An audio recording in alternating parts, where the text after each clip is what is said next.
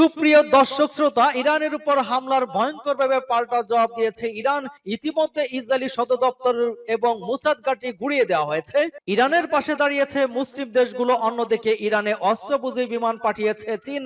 ইরানে ইসরায়েলের হামলার মাধ্যমে তৃতীয় বিশ্বযুদ্ধ শুরু হয়ে গেছে বলে মন্তব্য করেছে রাশিয়া। ইরান ইসরায়েলে পারমাণবিক হামলার কথা শোনা যাচ্ছে। কি মনে হয়, শেষ পর্যন্ত কি ইরান ইসরায়েলের সাথে টিকে থাকতে পারবে? এ সম্পর্কে আপনার মতামত কমেন্টস বক্সে লিখে জানান এবং শুরুতে থাকবে সংবাদ শিরোনাম পর বিস্তারিত। তেল আবিবে ফাতে ওয়ান হাইপারসোনিক ক্ষেপণাস্ত্র ছুড়ল ইরান, তছনছ তেল আবিব। আরো বিস্তারিত জানিয়ে দেব। ইরানের পাশে দাঁড়িয়ে যুক্তরাষ্ট্রকে কড়া হুঁশিয়ারি রাশিয়ার। এদিকে নিউক্লিয়ার ভয়ের নাটক, ইরানের ইসরায়েলে হামলার প্রকৃত কারণ ফাঁস। ইরান ইসরায়েল সংঘাতের আগুনে ঘি ঢেলেছে ট্রাম্প, দাবি চীনের। আরো জানিয়ে দেব, ইসরায়েলের ড্রোন এবং F-35 যুদ্ধবিমান ভূপাতিত করার দাবি ইরানের। ইরান ইস্যুতে যুক্তরাষ্ট্রকে সতর্ক করে যা বললেন ম্যাক্রো। ইরানকে ট্রাম্পের নিঃশর্ত আত্মসমর্পণের হুমকি দিয়ে যা বললেন খামেনি। এবং সর্বশেষে জানিয়ে দিব, ইরানের পাশে দাঁড়ালো এবার মুসলিম বিশ্ব। এতক্ষণ শুনছিলেন সংবাদ শিরোনাম, এখন বিস্তারিত। তবে তার আগে অনুরোধ থাকবে, এই ভিডিওতে একটি লাইক দিন এবং কমেন্টস করে জানিয়ে দিন আপনি কোন জেলা থেকে বা কোথা থেকে আমাদের সাথে যুক্ত রয়েছেন। এবং সংবাদের সর্বশেষ গুরুত্বপূর্ণ আপডেট পেতে চ্যানেলটি সাবস্ক্রাইব করে আমাদের সঙ্গেই থাকুন। ধন্যবাদ। তেল আবিবে ফাতে ওয়ান হাইপারসোনিক ক্ষেপণাস্ত্র ছুড়ল ইরান। ইসরায়েল একটি ফাতে ওয়ান হাইপারসোনিক ক্ষেপণাস্ত্র নিক্ষেপ করেছে ইরান।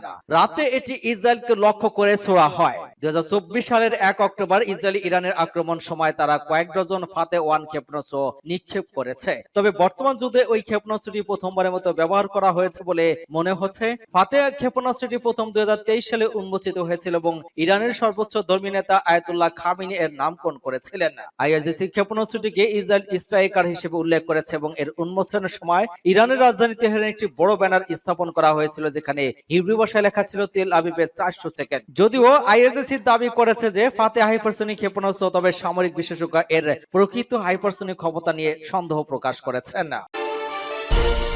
ইরানের পাশে দাঁড়িয়ে যুক্তরাষ্ট্রকে হুঁশিয়ারি এবার রাশিয়ার।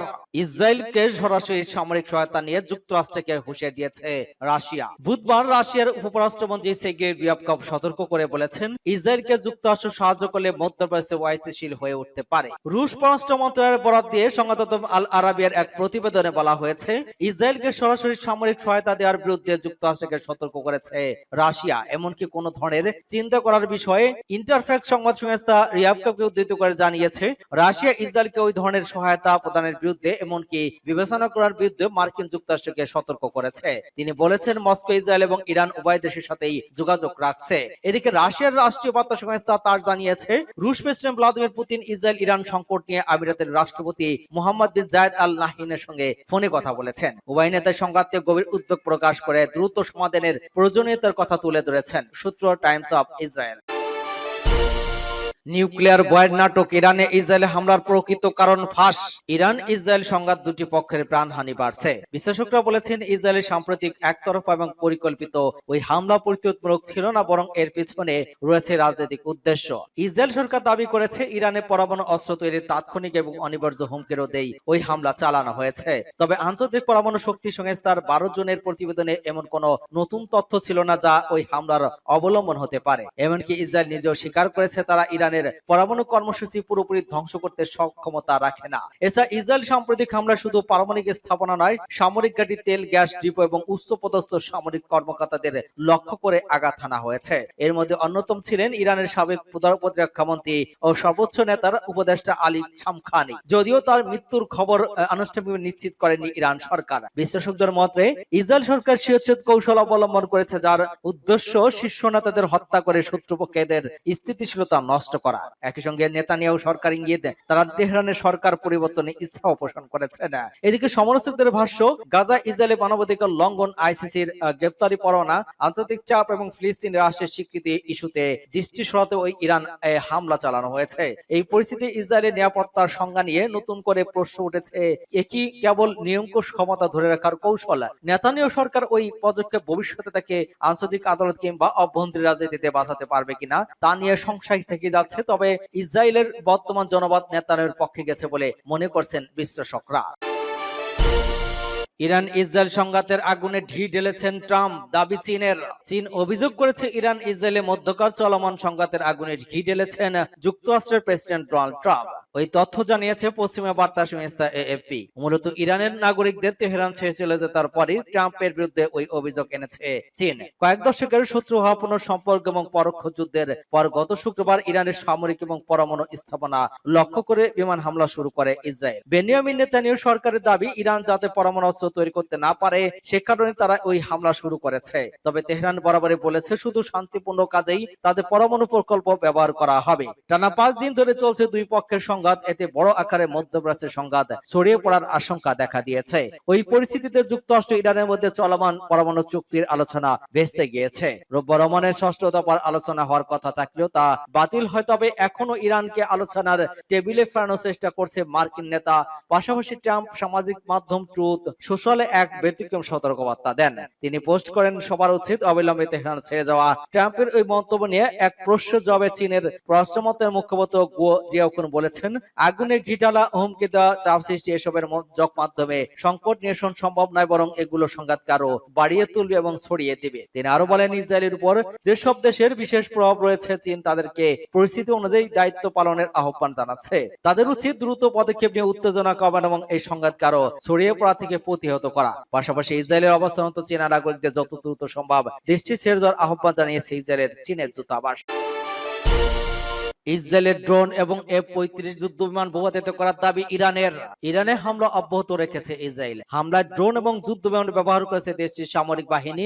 এসব ড্রোন এবং যুদ্ধ বিমান ভূপাতিত করার চেষ্টা করার পাশাপাশি পাল্টা ইসরায়েলে হামলা চালাচ্ছে ইরান। ইরানের রাষ্ট্রীয় বার্তা টিভি IRIB জানিয়েছে, ইরানি সামরিক বাহিনী বুধবার সকালে ইস্পাহানে একটি ইসপারি হার্মিস ড্রোন গুলি করে ভূপাতিত করেছে। নজরদারির জন্য ব্যবহৃত বিধ্বস্ত মনুষ্যবিহীন ড্রোনের ভিডিও ফুটেজ প্রকাশ করেছে তারা। এদিকে সরকারি সংবাদ সংস্থা IRN জানিয়েছে, ইরানি সামরিক বাহিনী রাজধানী তেহরান থেকে 35 কিলোমিটার দক্ষিণ পূর্ব বারামিন শহরের বাগদাদ এলাকায় ইসরায়েল আরো একটি F-35 যুদ্ধ বিমান ধ্বংস করেছে। বারামিনের গভর্নর হুসাইন আব্বাসের বরাতে IRN জানিয়েছে, ইরানের সেনাবাহিনী বিমান প্রতিরক্ষা ব্যবস্থা অত্যন্ত উন্নত যুদ্ধ বিমানটি গুলি করে ভূপাতিত করে। ইরানের দাবি, গত শুক্রবার ভোরে ইসরায়েলি বিনা উস্কানিতে ইরানের আকস্মিক আক্রমণ শুরু হওয়ার পর থেকে ইরানের সশস্ত্র বাহিনী গুলি করে ভূপাতিত করা পঞ্চম ইসরায়েলি যুদ্ধ বিমান এটি। ইসরায়েলের ড্রোন ভূপাতিকতা স্বীকার করেছে, তবে যুদ্ধ বিমান ধ্বংসের কথা স্বীকার করেনি ইসরায়েলের সেনাবাহিনী। জানিয়েছে তাদের একটি দূর নিয়ন্ত্রিত ড্রোন ভূপৃষ্ঠ থেকে আকাশে নিক্ষেপযোগ্য ক্ষেপণাস্ত্রের আঘাতে ভূপাতিত হয়েছে।